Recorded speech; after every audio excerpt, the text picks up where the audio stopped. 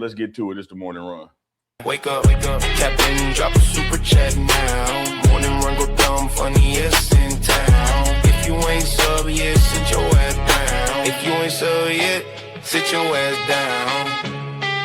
Hey, runner, grab your coffee. Reverend BJ Nelson said, I want the players to really think about going to these SEC Southern schools with the state-supported racism. Man, they got devil tendencies. Devil is a lie, and it's birthstone. Well, you know what? I've never said this on the show.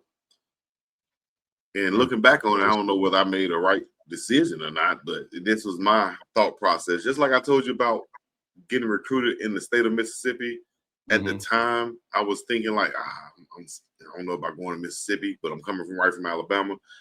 I had the same thoughts about going to the University of Alabama, believe it or not.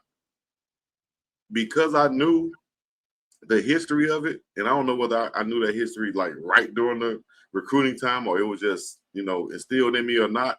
But I remember once they went on probation during the time they were recruiting me, that was like more incentive for me to be like, I don't even want to go to Alabama. And people won't believe this, but I got a call from Alabama and I said, no need to call me back because I'm not going there. Because I knew the racism that was there from the, historic value. And I remember my grandmother telling stories about the governor standing there on the steps and not allowing blacks. Standing in the schoolhouse door. Yeah. So I remember those things. And I don't know whether Auburn or whoever else, UAB was any different. But I knew those things about Alabama, and I thought those things about Mississippi. So that's how I,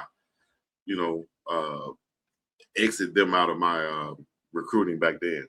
So I can see how I think that I think it's appropriate that this subject comes up. Appreciate you, Reverend BJ Nelson. I think it's appropriate that this conversation comes up on Juneteenth because I think it is foolhardy to sit here and act like there are not vestiges and remainers and leftovers and even current renewed policies that have racial tendencies to them. And a lot of those do come from the South.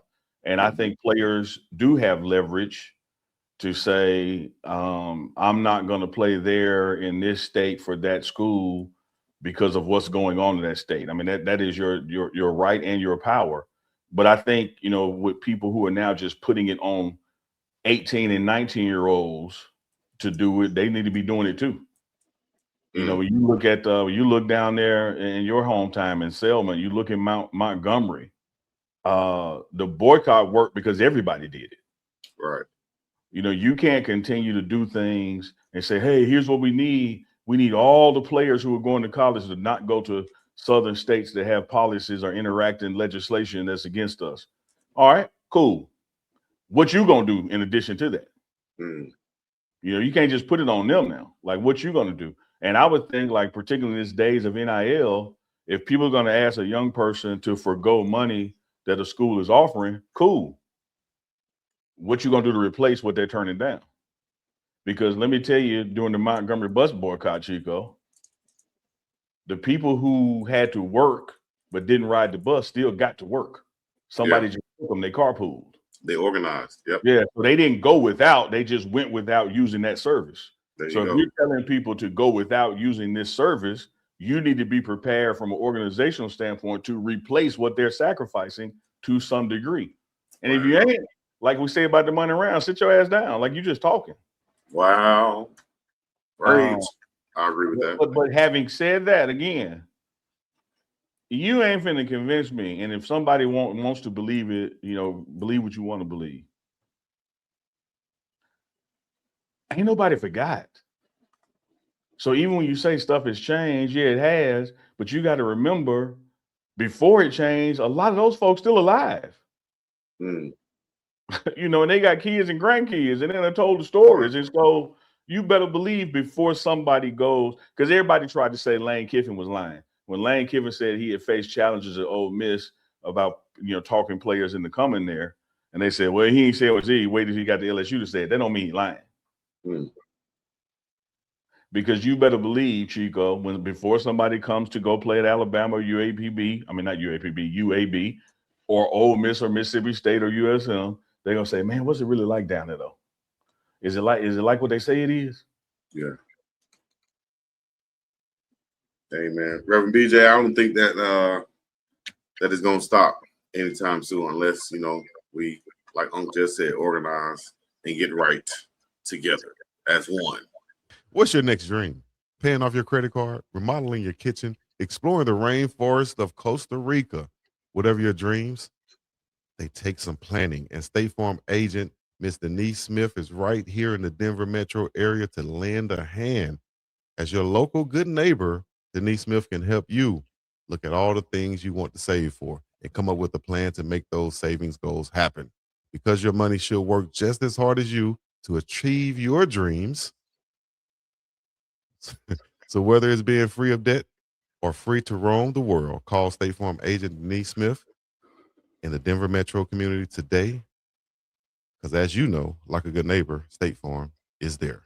Make sure y'all go check in with Miss Denise Smith, DeniseSmithInsurance.com. Make sure you give her a call at 303-343-3515. You see the address, number, everywhere to contact her right now. That's our partner, our friend, Denise Smith, State Farm Insurance Agent. Yes, indeed. Yes, indeed. Uncle Neely got his nose in the book. We know what's going on over there. No, I figured since you was reading, I would read too. Okay, ain't nothing wrong with reading. It's fundamental. It's essential and fundamental. Reading is essential. I don't think that was the tagline. It was the tagline. Reading is fundamental was the tagline. No, in our hood, it was reading is essential and fundamental. Oh, okay. This is the same guy. Why do you need enemies? Who got mad at Star Trek because they had the reading man on there. Like he can't have two jobs. Reading rainbow. Wanna fly in the sky. I can go mountain. Take a look. It's in a book. It's Chico Rainbow. Chico's Rainbow. They said Chico in a rainbow shirt. They said, Chico? He said, no, they're reading Rainbow.